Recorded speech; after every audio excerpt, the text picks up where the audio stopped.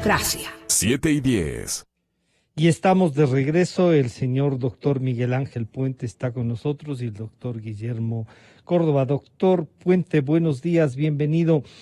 Usted debe haber revisado ya en la comisión, inició el tratamiento al veto presidencial, pero esto ha puesto en debate el tema de la reforma laboral y cómo, entre que le llaman flexibilización laboral y entre otros instrumentos para acordar mutuamente entre empresarios y trabajadores para encontrar en momentos tan difíciles y de crisis, encontrar un acuerdo, no perder plazas de trabajo, no permitir que quiebren algunas empresas. Entonces estamos en estos dos extremos, entre o se cumple todo lo que se exige, incluidos en algunos contratos colectivos, cosa que ya no hay muchos, digamos, pero existen, y entre aquello de lo posible.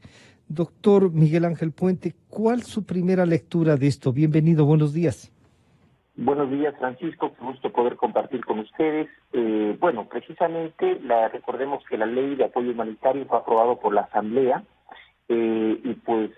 tenía 30 días precisamente para conocer el Ejecutivo y emitir su veto o sanción de la ley. Esto se cumplía el 15 de junio y el pasado 9 de junio el presidente envió su veto parcial que contiene 32 objeciones a lo articulado aprobado por la Asamblea. Por lo tanto, la Asamblea ahora tiene a partir del 9 de junio 30 días para pronunciarse al respecto y allanándose al veto presidencial o ratificándose en el texto inicial de la Asamblea. Para ratificarse en el texto inicial de la Asamblea se requieren las 2/3 partes de los votos, es decir, 91 votos afirmativos. Por lo tanto, pensaría a priori que esta votación no cuenta a la Asamblea, por lo tanto es muy probable que la Asamblea termine allanándose al veto presidencial. Ahora, el veto presidencial trae algunos cambios, algunas reformas a lo aprobado por la Asamblea, y creo que hay que partir de un tema importante, y es que las condiciones del Ecuador, económicas del Ecuador post-COVID, al igual que las de todo el mundo, establecen un antes y un después. Desde hace algún tiempo atrás se hablaba de que debemos reformar y mejorar el sistema laboral en el país, un código que viene de 1938, pero obviamente ahora más que nunca, después que la Organización Internacional del Trabajo ha anunciado que por los efectos de la pandemia, lamentablemente se espera la pérdida de 305 millones de trabajos en el mundo, por lo cual la misma OIT hace un llamado a todos los gobiernos a que puedan, y tomo la palabra literal que menciona la OIT, flexibilizar las relaciones laborales. Esto que lamentablemente ha sido considerada tal vez una mala palabra en nuestro país, porque se la considera como un sinónimo de afectación de los derechos de los trabajadores, regresión de los derechos. Creo que hoy más que nunca tenemos que entender que si seguimos con una legislación laboral rígida en las condiciones actuales, no vamos a permitir evitar que se pierdan más fuentes de trabajo. Yo creo que lo importante es que hay que recordar que los derechos de los trabajadores son irrenunciables, pero los derechos de los empleados son inexistentes. Yo creo que esta es la ponderación que debemos entender que si bien son irrenunciables, el rato que desaparece, claro, como usted dice, son inexistentes. ¿Cómo llegar a ese pacto y cómo pedir que los dos respalden? Le voy a pedir antes de escuchar, yo creo que lo de la CEPAL podemos escuchar, pero saludemos al doctor Guillermo Córdoba y decirle, doctor Córdoba, hacía falta lo que está en el veto y lo que legisló, como nos ha recordado el doctor Puente, esta aprobación en la ley humanitaria. Tenemos el artículo 169, numeral 6, tenemos 2 acuerdos ministeriales dados por el Ministerio de Trabajo. ¿Eran suficientes? ¿Hace falta clarificarlos? ¿Está en peligro? El doctor Puente nos ha dicho, oigan, si no ponemos un acuerdo social, si no, esto de la flexibilización no es una mala palabra, es un acuerdo. ¿Qué nos puede pasar? ¿Y es o no suficiente lo que ya estaba? Bienvenido, buenos días, doctor Córdoba. Francisco, buenos días a toda la audiencia, qué gusto estar con ustedes. Refiriéndome a su pregunta, yo creería que En primer lugar, partamos del razonamiento que nos decía Miguel Ángel. Básicamente, la primera propuesta de la ley es evitar los despidos.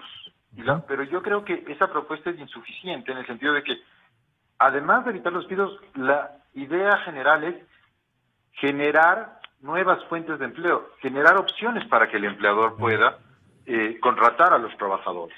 En ese sentido, se vuelve indispensable el encontrar mecanismos más flexibles. Entonces, yo dividiría los artículos de la ley en dos opciones: evitar despidos y evidentemente generar nuevas opciones para que el empleador pueda contratar. Respecto de evitar despidos, nosotros podemos hablar de básicamente el acuerdo para preservar el empleo, la reducción del emergente de la jornada laboral, ¿sí? Y mientras que un mecanismo para incentivar la contratación efectivamente podría ser el nuevo contrato especial emergente. Ahora, ¿qué hizo? Una consulta: ¿y este nuevo contrato especial y emergente sustituye al anterior o solo es funcional por determinado tiempo? Correcto. El contrato especial emergente en realidad es una nueva forma de contratación por nuestra legislación. En el Ecuador normalmente la forma de contratación es típica sería a través de un contrato indefinido. En este caso, el contrato especial emergente, ¿cuál es la característica particular o cómo salió de la Asamblea? Básicamente se establecen ciertos requisitos para los cuales se puede utilizar, que era sostenibilidad de la producción, nuevas inversiones, aplicación de extensiones en el negocio, modificación del giro del negocio y en general una mayor demanda de oferta de los bienes y servicios. ¿Cuál es la característica principal? Tiene un plazo de inicio y de fin. En el caso de como fue generado en la Asamblea, en la Asamblea fue generado bajo la lógica de que tenía un plazo máximo de duración de 2 años, renovables por 2 años más. O sea, pero eran era un plazo 4 máximo. años. Yeah. Sí, exactamente. Digamos, lo máximo eran 4 años, pero lo mínimo era lo que fijan las partes. ¿Por qué? Porque nos hablaba de un plazo de hasta 2 años. ¿Qué es lo que hizo? Básicamente, el veto del gobierno. En el veto le reduce al 50% de la propuesta. Exactamente, ¿no? A 1 año, renovable por 1 año más. Y aclara una cosa que venía ya establecido en la ley, que no era necesario. En realidad yo no veo por qué redundar en el tema, que era básicamente el tema del periodo de trabajo. La ley lo que establecía era básicamente una jornada mínima de 20 horas, una jornada máxima de 40 horas semanales, pero estas 40 horas semanales eran el veto, que efectivamente existirá por lo menos un descanso consecutivo de 24 horas, y que en caso de sobrepasar el tiempo de las 40 horas semanales, se van a pagar jornada suplementaria y extraordinaria. Entonces, en resumidas cuentas, ¿qué es lo único que hizo el veto? Modificar el plazo de vigencia de 2 años a 1 año con la posibilidad de renovación. Miguel Ángel, planteado así, ¿cómo garantizar? Y yo les recordaba el artículo 169 por el tema de la emergencia. Muchos dicen están usando ese artículo para que, si bien no liquidan las empresas, se quedan con la empresa, pero sí liquidan a gente que ya ha estado muchos años en esas empresas. ¿Cómo resguardar? ¿Cómo ayudar a que esas empresas no quiebren? Yo creo que hay algo muy importante, y es que debemos, un objetivo nacional en este momento es evitar precisamente la quiebra de las empresas. El escenario de quiebra de las empresas es el peor escenario, porque si quiebra la empresa, pierden los trabajadores su puesto de trabajo, pierden los acreedores la fuente de repago de sus acreencias, pierde el accionista su inversión y el mismo Estado perderá un contribuyente. Entonces tenemos que necesariamente hacer un objetivo nacional, así como un objetivo nacional debe ser el sostenimiento de la dolarización, debe ser un objetivo evitar la quiebra de las empresas, porque solo el sector productivo es el que puede precisamente generar un desarrollo económico. Recordemos que 9 de cada 10 empleos son generados por el sector empresarial, por el sector privado. Por lo tanto, pues necesitamos, no digo favorecer, sino que respetando los derechos de los trabajadores, permitirles, darles condiciones especiales como lo han hecho todos los países del mundo ante la pandemia. Es decir, esto no es algo que solo pasa en Ecuador. Colombia ha establecido, por ejemplo, una ley 560 que establece unas condiciones excepcionales para el tratamiento de salvataje de empresas. Perú ha hecho algo similar. La diferencia es que Perú, al tener unas reservas tan importantes, para poder inyectar económica. Está destinando el 12% o más de su Producto Interno Bruto, de 200,000 millones de dólares. Entonces, obviamente, esta es... fondos, sino que tenemos que pagar. Así es. Y por lo tanto, yo creo que solamente con mucha fe y con la posibilidad de que los organismos internacionales puedan efectivamente desembolsar recursos de nuestra economía va a poder efectivamente salir adelante. Porque los recursos no existen localmente. Entonces, ante eso, tomando puntualmente su pregunta sobre el artículo 169, yo creo que es necesario. ¿Qué es lo que han hecho otros países? En varios países existen legislaciones respecto a la fuerza mayor como causa de terminación de la relación laboral. Lo tiene Chile, por ejemplo. Pero ¿qué ha hecho Chile? Ha establecido que sea la autoridad administrativa, en este caso el Ministerio de Trabajo, el equivalente al Ministerio de Trabajo, el que regule cuáles son las condiciones y circunstancias bajo las cuales puede aplicarse el tema de la terminación de la relación laboral. Pero ahí hizo estos dos acuerdos ministeriales. Hay dos acuerdos que regulan eso, con lo cual parecería que entonces es viable esto, pero hay una parte muy dura a veces más que de los propios trabajadores, de los representantes y voceros, y no sé, los abogados laboralistas pueden recomendar y ayudarnos en el análisis, Miguel Ángel, es que no quieren ceder. No hay la posibilidad y prefieren a ratos el que quiebre la empresa. Lamentablemente, yo creo que la fuerza mayor tiene que ser tomado como un caso de excepción, ¿no? La regla general, si yo como empresa tengo que hacer una reducción de personal, esa reducción de personal tiene que realizarse a través de el despido intempestivo con el pago de las indemnizaciones correspondientes o el acuerdo entre las partes que la ley efectivamente establece como una forma de terminación la relación laboral. Esa es la regla general. El tema de la fuerza mayor o caso fortuito es un tema de excepción, cuando es imposible que se pueda mantener determinado puesto de trabajo. Porque si yo tengo, por ejemplo, 10 personas que manejan una máquina determinada, y esa máquina va a seguir funcionando, pero yo de las 10 personas separo a 5, la pregunta es ¿por qué a esas 5 y no a las otras? ¿Por qué a Pedro, Juan, María y no a las otras personas? Entonces, tiene que haber una relación de causa-efecto, un nexo causal entre la fuerza ¿Y eso mayor, determinaría la autoridad administrativa? Bueno, en este momento la legislación nacional no se ha ido por el tema de la determinación administrativa, sino más bien por una norma interpretativa que puede ser cuestionada, toda vez de que nació de un proyecto de ley emergente sobre un proyecto planteado por el Ejecutivo que no planteaba una norma interpretativa. La Asamblea, como es su facultad, ha emitido una norma de carácter interpretativa que, recordemos, las normas interpretativas tienen efecto retroactivo, pero el Ejecutivo ha modificado esa norma interpretativa, así que aquí existe un conflicto de técnica legislativa respecto a si es o no es competente el Ejecutivo para reformar esta disposición interpretativa. Pero en términos generales yo creo que hay que recordar, si es que la empresa, ¿qué es lo que plantea el veto? Es que si se produce el cese total de la empresa, puede aplicarse la fuerza mayor, pero también si se produce el cese de una línea de negocio. ¿Entiendas esto qué? Imaginemos por un momento que una empresa tiene 20 locales y se ve abocado a cerrar 5 locales, es decir, esas líneas de negocio, esos locales específicos. Esos son los que se pueden liquidar.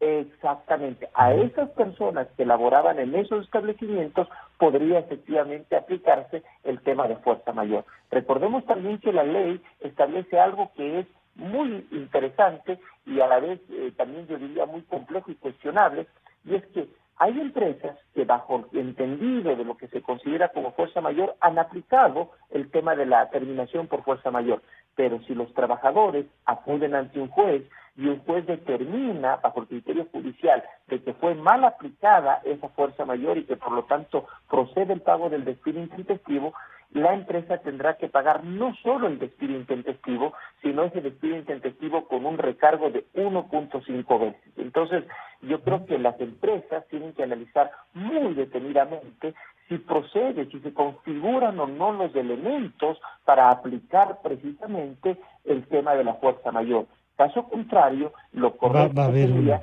es que se proceda a la indemnización o liquidación con el despido intempestivo o a la terminación por mutuo acuerdo. Entonces, yo creo que, ahí por están ejemplo, esos mecanismos, ¿no? Yo quisiera que escuchen lo que dice doña Alicia Bárcena, secretaria de la CEPAL, sobre esto, ¿no? Sobre los más afectados, para pedirle al doctor Córdoba y a Miguel Ángel que nos ayuden para ver cómo desde la visión internacional, desde la visión económica, también este veto y esta posibilidad de acuerdo puede funcionar. Esto dice Alicia Bárcena. El Estado ha tomado un papel protagónico y eso ha sido muy importante para toda la región. Ahora, no queremos un Estado tampoco autoritario, queremos un Estado social, un Estado democrático y que los toques de queda sean temporales y no permanentes, ¿verdad? Y creo que para ello lo que tenemos que propiciar es un pacto social, un pacto político, que cada país busque a los actores principales que puedan participar. Los grandes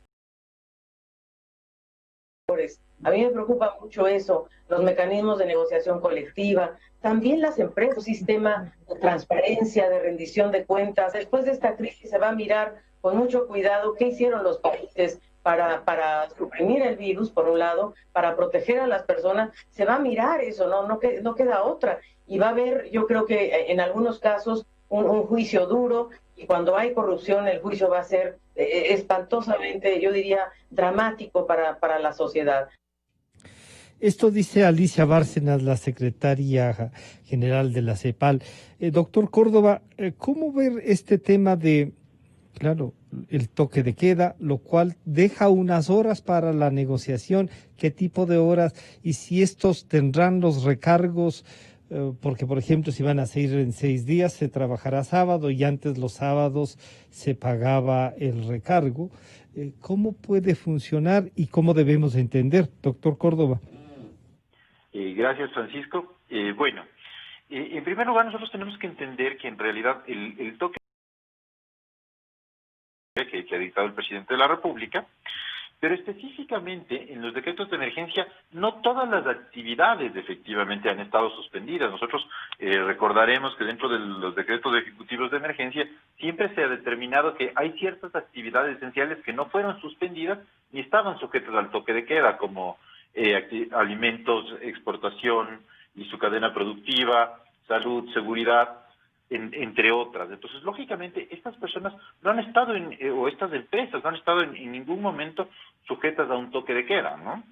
Entonces, en ese sentido, respecto de ellas, digamos, han mantenido un cierto esquema de normalidad dentro de las circunstancias, y en ese sentido, yo considero personalmente que no han variado mucho las condiciones, o no han variado en gran parte las condiciones, para efectos de que se mantenga la jornada ordinaria, y en esa medida, efectivamente, los recargos tanto por jornada suplementaria y extraordinaria. Se mantiene. Mientras ¿qué sucede en cambio con las actividades que sí fueron suspendidas fruto de los decretos ejecutivos de emergencia? En este caso, muchas de esas actividades, lógicamente, no se han podido realizar porque no todo es sujeto de teletrabajo. Hay cosas que, por la naturaleza propia de la actividad, deben realizarse de forma presencial. Y en este caso, en la gran mayoría de casos, primero se optó por las vacaciones, pero no, yo creería que habrá muy pocos empleadores que no hayan tenido que aplicar la suspensión emergente de la jornada de trabajo, y actualmente sí va a existir la obligación por parte de los trabajadores de recuperar ese tiempo que ha estado suspendido, que en términos generales son alrededor de 90 días. Entonces, en ese sentido, sí creo que el gobierno debe ser más flexible para que estos periodos de recuperación en que en realidad perdió la empresa y perdió el trabajador puedan ser más amplios y más flexibles. Es decir, el gobierno debería generar una política integral que permita de alguna manera que estos periodos de recuperación sean en realidad productivos para el empleador. O sea, y trabajador, lógicamente. claro, encontrar cómo recuperar este tiempo va a ser un tema. Se entrelaza lo económico, lo laboral y claro, como decía Miguel Ángel, el tema del Estado también. Si esto fracasa, fracasamos todos. Y en yo les quiero plantear, además de lo que está en el veto, una discusión que se da sobre el presupuesto y el manejo del Estado, que es la masa salarial. Y en esto de la masa salarial, que ya nos cuesta casi el 33% del presupuesto general del Estado, se plantea también la reducción laboral de los funcionarios públicos y una reducción a su vez, si es que hay de las horas laborables, de todos, incluido Fuerzas Armadas, salud, policía, todo eso. O sea, eso va a tener un costo también en el funcionamiento de la sociedad. Miguel Ángel, ¿esto es posible? ¿Qué requiere el gobierno para poder implementar? Porque claro, se le exige al Estado que reduzca, pero las formas de reducción, que podrían ser una de estas, chocan, ¿no? ¿Hay espacio legislativo, judicial, más bien dicho, para esta posibilidad, Miguel Ángel? Bajo las condiciones actuales de emergencia que estamos viviendo, considero que es indispensable un esfuerzo de toda la sociedad, ¿no? Es decir, no se puede solamente pedir un esfuerzo en estas condiciones solo a los trabajadores o solo a los empresarios. También el Estado, como ente contractual, tiene que flexibilizar y tiene que acomodarse y también tiene que contribuir de manera positiva en este proceso.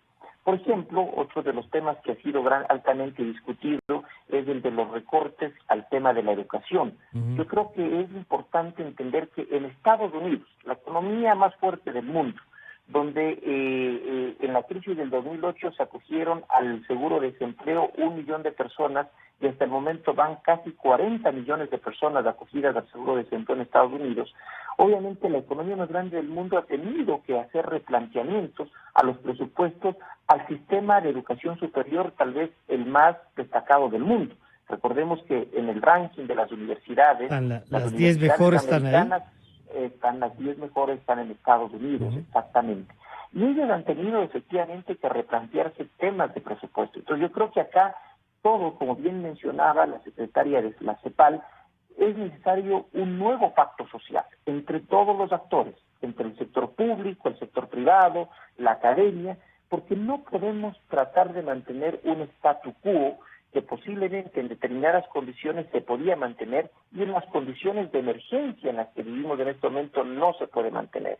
Y parte de ese nuevo pacto social es justamente, yo creo, una de las figuras que plantea la Ley de Apoyo Humanitario, que es los acuerdos para la preservación del empleo, o más allá de este paraguas normativo que establece la Ley de Apoyo Humanitario. Yo creo que el diálogo y los acuerdos entre empleadores y trabajadores son sustanciales en este momento. Ese es el más... O sea, que usted encuentra ahí que ese sería el mejor mecanismo, cómo nos ponemos de acuerdo, pero a su vez el Estado cómo garantiza también, porque es un acuerdo entre desiguales, es cierto, pero que nos lleva a todos, ¿no?, en un mismo auto. Exactamente. Yo creo que hay que diferenciar las fuentes de las obligaciones y los derechos. Hay dos fuentes. Una de ellas nacen de la ley. Algunos derechos de los trabajadores nacen de la ley y algunas obligaciones de los trabajadores nacen de la ley, pero otros nacen de la convención, del contrato. Entonces, ¿qué es lo que se puede efectivamente negociar? ¿Qué puede efectivamente modificarse? Son aquellos derechos de los trabajadores que nacen de la convención. Es decir, acordamos, por ejemplo, en un momento determinado una remuneración de $1,000 bajo determinadas condiciones, pero hoy posiblemente aquello que está por encima de la remuneración básica unificada, que es un derecho que nace en cambio de la ley, no podría efectivamente modificarse, pero de ninguna manera podría afectarse al derecho que nace de la ley, es decir, a la remuneración básica unificada. Por ejemplo, sería impensable y sería una regresión de derechos y sería ilegal si se pretendería, por ejemplo, modificar los derechos que nacen de la ley, la remuneración básica unificada, el número de días de vacaciones, la jornada máxima laboral. Estas no pueden tocarse. Pero aquellos beneficios que se les ha concedido a los trabajadores en este contrato de trabajo pueden efectivamente ser objeto de una revisión de un acuerdo bajo determinadas condiciones, bajo una revisión temporal. Con el propósito, reitero, que lo que se pretende es, y creo que hace adecuadamente la norma, al decir, mientras esté vigente este tipo de acuerdos para preservar el trabajo, el empleador no podrá repartir dividendos, porque no sería lógico que el empleador pida un apoyo de los trabajadores en y una si tiene dividendos para repartir, y ellos ganen más y se repartan. Obviamente eso es improcedente, por lo tanto creo que la norma... ahora, algunos requisitos que se establecen... Yo, antes, Miguel Ángel, para ir a esta parte, quisiera pedirle a Guillermo Córdoba que nos haga una reflexión también sobre esto del tema de la masa salarial y de la relación funcionarios públicos de todas las áreas, y ahí incluyo militares, policías, médicos, maestros, todos, porque si bien se puede generar un espacio porque están en primera línea en 2 años y van a ir recuperando el salario, el 5% anual o semestralmente, o sea, hacer una escala ahora van a recuperar semestralmente eso. ¿Eso es posible? ¿Qué debemos hacer para que sea posible, Guillermo? Gracias, Francisco. En primer lugar, yo creo que sí, efectivamente, tenemos que partir de un razonamiento. Siempre es mejor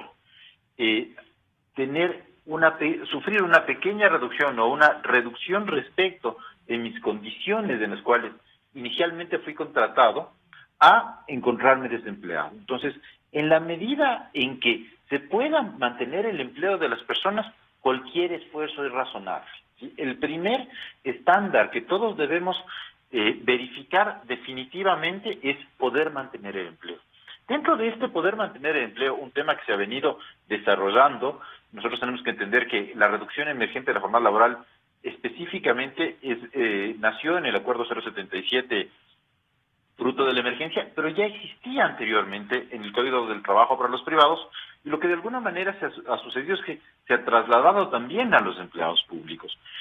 Y yo personalmente considero que el hacer este esfuerzo adicional definitivamente nos va a ayudar a todos. Hoy por hoy es mejor preservar cualquier tipo de fuente de trabajo, así tengamos que hacer un esfuerzo adicional. Pero el gran problema que yo veo por parte del Estado ecuatoriano en términos generales es que no nos brinda 2 elementos indispensables para poder alcanzar acuerdos. El primero, seguridad jurídica, y el segundo, escenarios ideales para poder alcanzar estos acuerdos. ¿A qué me refiero, por ejemplo? Nosotros encontramos en el Ministerio de Trabajo pago de remuneración proporcional y el pago del aporte al IE se lo hacía de forma completa. Salió el acuerdo ministerial 077, de alguna manera quiso acoger esto, pero cambió ciertas condiciones. Ya el tema de que existe un acuerdo empleador-trabajador por ahí desapareció. Viene el proyecto de ley de desarrollo humanitario a buscar una vez más cambiar las cosas. ¿Qué se establece ahora? Por ejemplo, un mayor porcentaje de reducción, aportes al IES parciales, y ya no se establece que sea necesario la autorización del Ministerio de Trabajo, sino notificarle al Ministerio de Trabajo. Entonces nosotros nos encontramos que en el lapso de 90 días a esta figura se la ha ido manejando de acuerdo al calor del momento. Lo mismo sucede con los empleados públicos.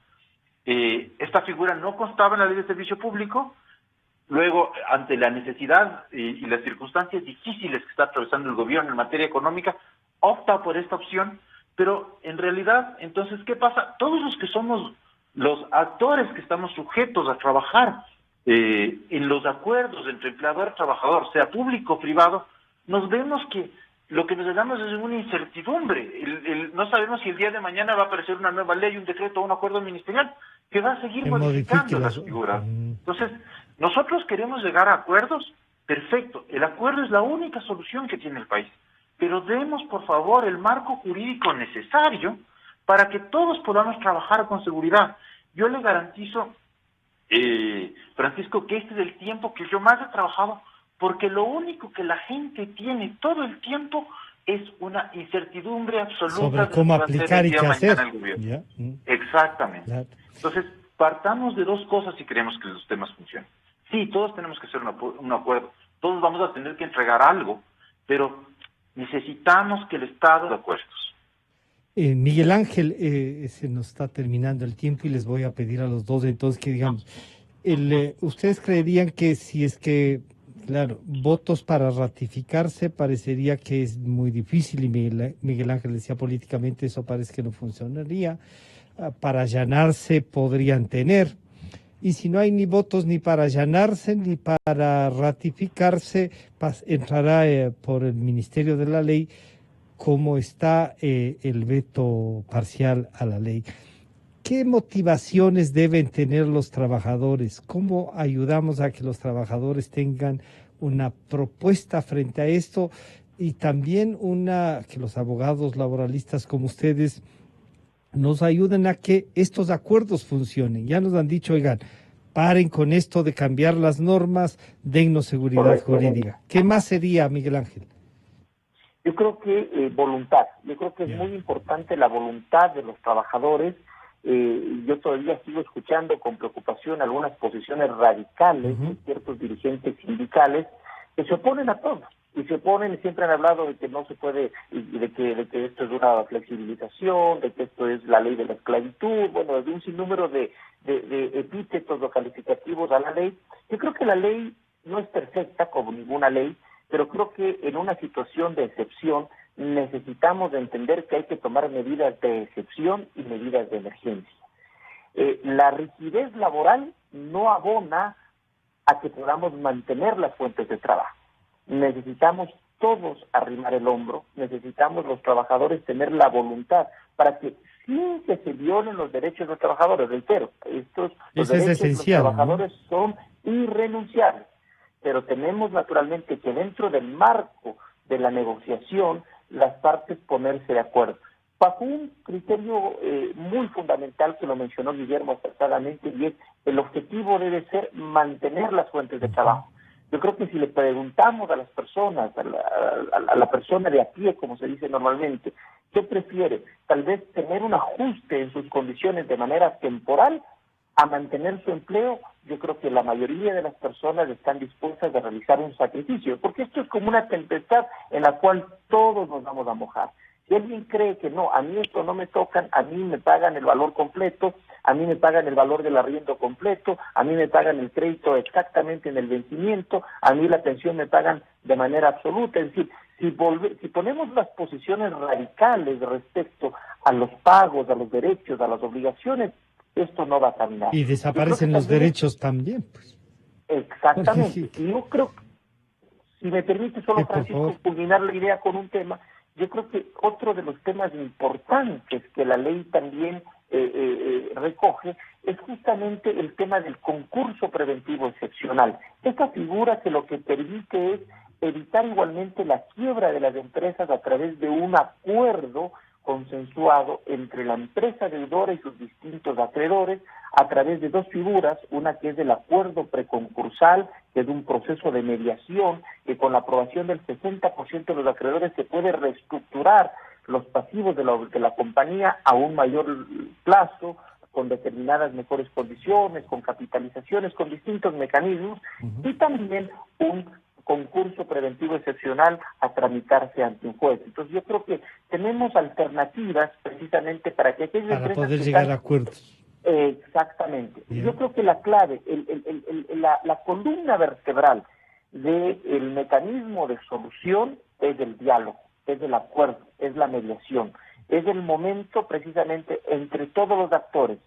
Tenemos naturalmente que aportar y permitir precisamente que ese diálogo fluya, funcione, y para eso necesitamos voluntad y un marco jurídico estable que no se modifique. Yo creo que igualmente, coincidiendo con Guillermo, será necesario una moratoria normativa, es decir, no más cambios, por favor. Déjennos con las normas establecidas, sean buenas, sean corregibles, sean mejorables, ya están dadas. En base a ese marco jurídico, trabajemos, construyamos acuerdos en equidad, con justicia, el empleador buscando mantener las fuentes de trabajo, de ninguna manera tratando de extraer mayor rentabilidad para sí mismo, sino básicamente para buscar el bienestar colectivo. Yo creo que el bienestar de los trabajadores es el bienestar de la sociedad, es el bienestar de la empresa. Yo creo que eso es lo que tenemos que buscar todos. Guillermo, para concluir, entonces usted nos plantearía, primero nos ha dicho claramente, o sea, oigan, permítannos trabajar y no nos cambien las reglas del juego. ¿Encuentra usted políticamente eso viable? Los trabajadores, claro, ahí pierden. Cuando hay un diálogo, cuando hay un acuerdo, pierden las radicalidades que tienen y que les convierten a veces en dirigentes, ¿no, Guillermo? Así es, Francisco. Nosotros tenemos que entender dos cosas, en realidad. La primera es que no hay empresa, sino que o actividad de la vida humana en que nosotros debamos por lo menos planificarla tal vez a 1 o 2 años.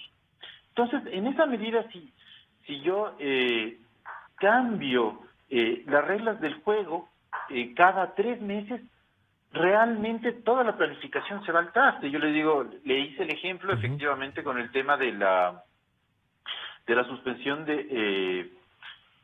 con el tema de la reducción emergente de la jornada laboral. Lo mismo ha pasado con la suspensión de la jornada laboral. Dese cuenta, Francisco, el ministerio dictó este acuerdo en el mes de abril, ¿sí? El acuerdo 077. Desde ese momento ha cambiado 3 veces la forma de recuperación de la jornada de los trabajadores. Entonces, si yo como empleador llegué a un acuerdo con mis trabajadores para poder recuperar el tiempo que estaba pendiente, de una manera que se establecía que podía ser de lunes a viernes y los días sábados. Luego, de lunes a viernes y los sábados 8 horas. Ahora, solo de lunes a viernes y 3 horas. Entonces, toda mi planificación se va al trasto. Entonces, definitivamente, por favor, gobierno, si ustedes quieren que la gente llegue a acuerdos, déjenles planificar, armar un proyecto, y para eso necesitan tener estabilidad. Y el segundo tema, todos tenemos, en el Ecuador existe, en realidad, una cultura del conflicto, ¿no? A nosotros, yo estoy seguro que no hay ecuatoriano que en un momento dado no ha dicho que le va a demandar a otra persona. Ese demandar a otra persona solo genera costos y tiempos. Una demanda judicial nunca nos da una solución inmediata. Nosotros tenemos que entender que un juicio rápido va a tomar 2, 3 años. Entonces, en 2 o 3 años probablemente empleador y trabajador ya no se acordarán por qué estaban discutiendo en este momento. Entonces, si todos necesitamos una solución inmediata al problema, lo que nos queda es efectivamente sentarnos en una mesa y encontrar soluciones que nos permitan a las dos partes sobrevivir. Yo quiero agradecer al doctor Miguel Ángel Puente y al doctor Guillermo Córdoba, abogados laboralistas, que nos aportan, ¿no?, en el debate y en este diálogo sobre la ley humanitaria, el veto y en general el tema del trabajo, su contratación y el marco jurídico. Muchísimas gracias a los dos. Luego de este corte estamos ya en una pequeña intervención con el señor ingeniero Oscar Ayerbe. Ya volvemos. Con toda la fidelidad, un manejo informativo solvente. Democracia.